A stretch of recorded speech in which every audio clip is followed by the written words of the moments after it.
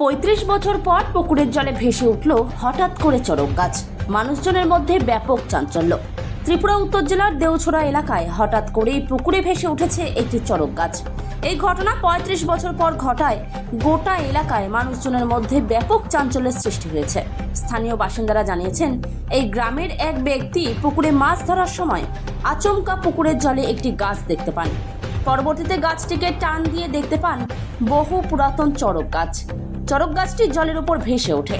প্রসঙ্গত উল্লেখ্য, প্রায় ৩৫ বছর আগে দেওছড়া গ্রামে শেষবারের মতো চড়ক পুজোর আয়োজন করা হয়েছিল। তারপর থেকে আর চড়ক পুজো পালন হয়নি এই এলাকায়। হঠাৎ করে পুকুরের জলে এই চড়ক গাছ ভেসে ওঠায় অনেকেই একে অলৌকিক ঘটনা বলে মনে করছেন। কেউ কেউ আবার এটিকে ঈশ্বরের ইচ্ছা হিসেবেও ব্যাখ্যা করছেন। স্থানীয় এক প্রবীণ বাসিন্দা এ বিষয়ে কি বললেন শুনে নেব। আমার ছেলে দেবু দেবনাথ এ দেখছে এখানে বসি গাওয়া আইছে, এরপরে দেখছে জলে খেলতেছে। হ্যাঁ, এর মাঝে একটা গাছের মাথা পাইছে, তখন হে এটা টান দিয়া তুলছে।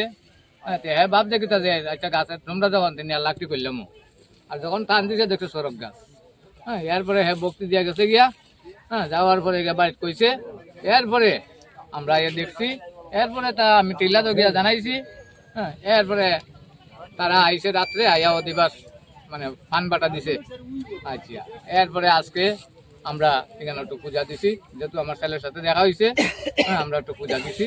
তখন তারা কি করবো, আইসে গাছ নিব না নিত্য নাই দেওয়া আমি করতে পারি না।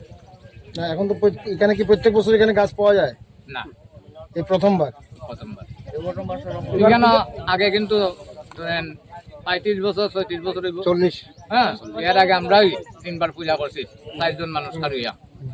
এরপরে দেখছি কিটা এখানে বার থেকে জিংলা মোটা আমরা বক্তি দিয়া সারি দিচ্ছি। এবারে প্রথম পাওয়া গেছে। হ্যাঁ, এই প্রথম। এবার আবার প্রতি বছর 35 বছর পরে। আমার নাম মনীন্দ্র দেবনাথ। এখন আপনারা তো এখানে গাছ পাওয়া গেছে। গাছ পাওয়ার পরে এখন আপনারা কি সিদ্ধান্ত নিচ্ছেন, এই গাছটা কি করবেন? এই গাছটা আমি মাঠে নেবো, মাঠে নিয়ে পূজা করবো গাছের। গতকালকে রাত্রে কথা বলো। হ্যাঁ, গতকালকে রাত্রে কথা কো। আমরা বিরাম করিয়া তো হয় না, এটা মাঝখানে আমরা কালকে রাত্রে পাইছি, খবর পাইছি একটা গাছ আছে, সড়ক গাছ আছে। মেলা কমিটি আমার বক্তরে জানাইছে একটা সড়ক গাছ আছে। এরপরে আইসি এখানে আইয়া আরিয়া গাছে আমি মান্যতা করছি, পান বাটা দিছি দিয়া। এরপরে আমি বলতে গেছি ডাকুল বাজাইয়া লইয়া তাঙ্গে মান্যতা করছি করিয়া। এখন আমরা আইসি গানে বাবারে উঠাইয়া নিতাম ইয়া তাঙ্গে।